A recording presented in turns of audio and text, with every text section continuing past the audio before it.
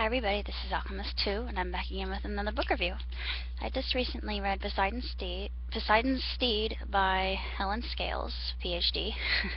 Her name is rather apropos, I would feel. And this little book is really fascinating. It's really not that long. It's only, well, including the notes themselves in the appendix and bibliography, it's only 261 plus pages. And talks about seahorses themselves and how they're a different species versus all their other counterparts, and there are lots of different types of seahorses in this book that I didn't really know existed. And it also speaks of how in some countries they're used for medicinal purposes, and I really think that's sad that they would be used for that kind of purpose. They're also used for souvenirs and trinkets, and I can say that I actually have one from South Carolina. I feel kind of bad about it, unfortunately. Yeah, I do cherish it quite a bit. I'm not really sure where it is. It probably got sold in the auction, but oh well. This book is really fascinating. It's really an easy read, and if you like animals like I do, especially marine life, it's just absolutely phenomenal. And she speaks in layman's terms. It's very approachable. It's not written for an oceanographer or marine biologist or anybody like that. It's just written for typical people like you and I who love animals.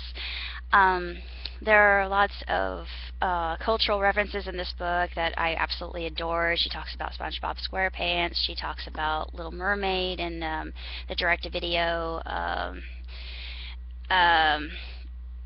movie where Ariel decides to ride a seahorse named Stormy. And she also talks about Pokemon, which, you know, me being an otaku, I absolutely loved.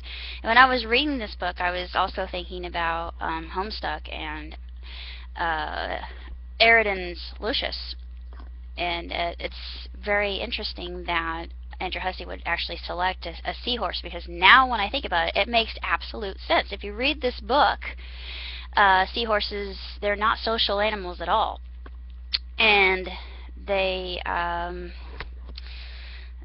just don't congregate. They live amongst themselves, kind of like kingfishers do. Kingfishers are probably the only other creatures. They're really strange for birds. I know I'm kind of going off on another track here, but I'm kind of a amateur ornithologist. But anyway, kingfishers themselves, they live alone. They're very solitary, and they will mate, and then the male will actually take care of the babies. He'll feed the babies, and then he'll let the babies fend for themselves, and the babies can do well on their own. But they don't remain paired, unlike other birds. Other birds mate for life, like eagles and other raptors and other seed eaters.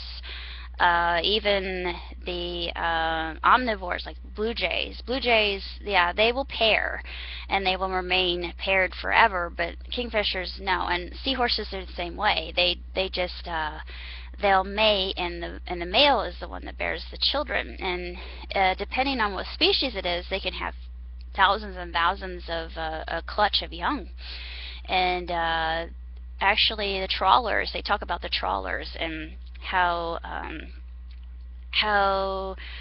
the environment is just rent asunder because of the trawlers' daily catch, and it really can't be helped, sadly. But there are programs such as CITES, SITES, that they help in protecting seahorses. And I learned quite a bit from this little book, and it's amazing I can actually recall most of it that I read. And I also like the pictures, because the pictures I thought were really, really gorgeous, if I can find them. Just hold on, because I've seen seahorses, and I'll just show some photographs. And leafy sea dragon, just looks so cool. But I've never seen a leafy sea. I actually did see a sea dragon once in the children's zoo, Indianapolis Zoo, I should say. when they had the exhibit there, and I saw an actual live birthing of seahorses, so that was amazing. Um, if you like seahorses as much as I do in marine life, and I just adore marine life, it's one of my favorite things, then I would definitely pick up this little book, and it's well worth the read.